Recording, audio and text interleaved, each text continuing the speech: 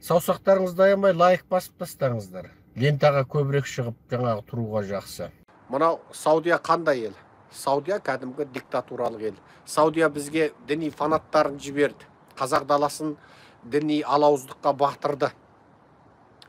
Сол діни алауыздыққа батырған сол боқболаттардың анау идеологтары болған сол саудиялар патшаға қарсы шықпа дейді. Ал өздері бүкіл дүние жүзінде бүкіл мұсылмандарды біріктіріп, бәрінің басын ұстап, бүкіл Еуропа мен Азияны ұстап отырған сол Осман түркі патшалығына қарсы шығып, сол заманда өздері кәпірмен астаспа деп қояды. Кімде-кім кәпірмен одақ дос болса, ақыретте сол кәпірмен бірге тіріледі. Өздері сол заманда Англиямен бірігіп, Англиядан қару алып, сол заманда өздерінің патшасы Осман түркілерінің патшалығын аударып, сол тәуелсіздікті сол түріктерден алды.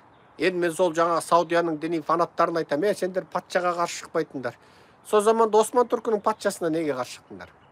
Олар дінімізге тиісті. Дініңе тиіскен жоқ қой. Өзіңнен рұқсат берді ғой. Өзіңнен шыққан әмірлерге басқартып қойды ғой. Өздері тек салығын алып отырды ғой. Ал патшаға қарсы шықпа. Міне, әңгіме қайда жатыр? Ал кәпірмен одақтаспа. Кәпірмен одақтасып қару алды ғой. Бүлік шығарма дейді. Бүлік шығармаса, бүлікті өздері бастады ғой. Бейбіт халық жасап жатты. Ешқандай әділетсіздік болған жоқ, зұлымдық болған жоқ. Ешкімді жаңа миллиондап қамаған жоқ, өлтірген жоқ, немесе ауыр еңбекке салған жоқ. Әшейін сол түйесін бағып, сасып, ешкісін сауып, сөйтіп жүрді. Олар сол заманда мұнай жоқ десін. Алды да өздері бүлік шығарды. Сондықтан олардың мына айтып жүрген пәтуасының бәрі оттаған әңгіме. Патшаға қарсы шықпа, кәпірмен одақтаспа деген оттаған әңгіме. Бірінші мұсылман болмай тұрып алдымен адам болуды қатырып алу керек адамдар. Сен адамдық, жаратушы бізді бұл дүниеге адам қып жіберді ма? Адам болудың өлшемдері не? Турашылдық, шыншылдық, әділетшілдік, жұмсақ жүрек, жылы жүрек, мейірімділік, махаббат. Сенің жүрегіңде мейірім болмаса, істеген ісіңде әділетшілдік, ақиқатшылдық болмаса, атаңның басына мұсылман болып қарық қыласың ба?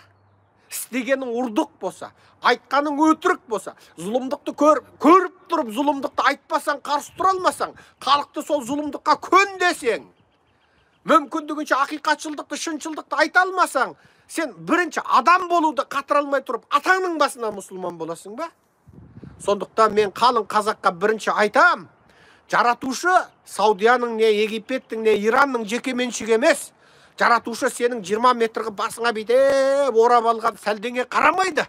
Жаратушы сенің 2 метргі орап алып, машалла, машалла деп отырған сақалыңа қарамайды.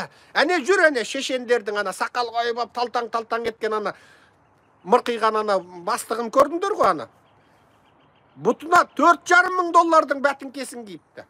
Ана Украинаның басшысы аяғына бір енді өздерінің ақшасымен $1,500 ғана тұратын кәдімгі жай спорт киімін кие салған. Анау $4,500 киіп апты.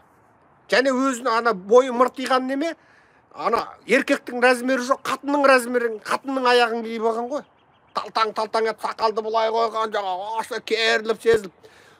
Солар ма жаңағы тәкбір айтып айғайлап барып, әне жерге Украинаға барып, жазықсыз халықты қыратын солар ма? Солар ма мынау жаңағы өзінің халқын қынадай қырып отыр. Айналдырып келгенде өздері сол шешен халқының сатқындары олар. Өзінің халқын сатты, ұлтын сатты. Сол Елитиннің кезінде шешен жегіп тұрды. Тіпті Елитиннің кезінде сол шешеннің басшылары Елитин анандай төрде отырып, аналар сен мынандай жанға отыр дегенде, біз сенімен тепе-тең отырамыз, сен қарсымда отырасың деді. Ал сол шешендер сол тәуелсіздік алуға мынандай қалған кезде, мына қазіргі отырған Сұмырайдың әкесі сатылды. Әкесі сатылып, ол бұның әкесін де орыс өлтірді, Путин өлтірді. Сол шешендерді, Грознийді тасталған қалды. Қаншама сол кездегі видеоларды біз көрдік, телевизордан көрдік. Екінші шешен соғыс туралы. О кезде сіздерде интернет жоқ. Енді іздесеңіздер шығады. BBC-дің ескі материалдарында бар. Қарапайым әйелдерді, балалардың көзін атып тастады. Орыстар деген аузынан боқ ауызды бұрқыратып тұр. Айтпайым енді орыстың боқ ауыз. Өздеріңіз ойлабаңыздар. Бә деп тұр. Бейтіп атып тастады. Сол орыстардың жақтаушысы болып отыр мына Сұмырай. Өткенде бірге отырып алып, тақбір айтып, Ресейдің бір ана, Ресейдің заправкасында мұнай бекетінде отырып өтірік жай намазда өтіріп далада бейнен мешіт таба алмай қалғанда заправкада отырып оқыпты. Мына Украинада отырып Украинның жаңа жанармай құю бекетінде намаз оқып жатыр деп сақ қойыпты. Артынан барып ана жерде Украинада бірде-бір Ресейдің жанармай құю бекеті жоқ деп елдер масқарасын шығарды. Өтірікші, қылған қылықтары өтірікші, істеген істер өтірікші. Сол ма мұсылман? Сол ма мұсылманның қорғаны болып жүргендер? Сол ма біздегі анау кім, біздің қазақтың анау миллионерлер кім еді? Анау біреу барып соған сарай салып беріпті. Ана қазақтан ұрдаған ақшасына ана кімнің күйеу баласы, Тасмағамбеттің күйеу баласы барып оған дос болып сарай салып беріп. Сол қазақтарды мен түсінбеймін. Сол ана кавказдықтарды көрсе дос болып, авторитет көріп, соларды бейтіп, оларды сөйтіп қойған сәбет қой оларды сөйтіп қойған. Солардың бір бокс-моксте, жұдырықта, не ақыл ойда, парасатта қазақтың теңі ме еді солар? Тең емес болатын. Оларды өзінің жерінде өзін қынадай қырып, әбден қорлап, қырып, содан Қазақстанға жібереді де, Қазақстанда енді қазақтарды басу керек. Себебі оларды басып болды, өз жерінде қырып болды.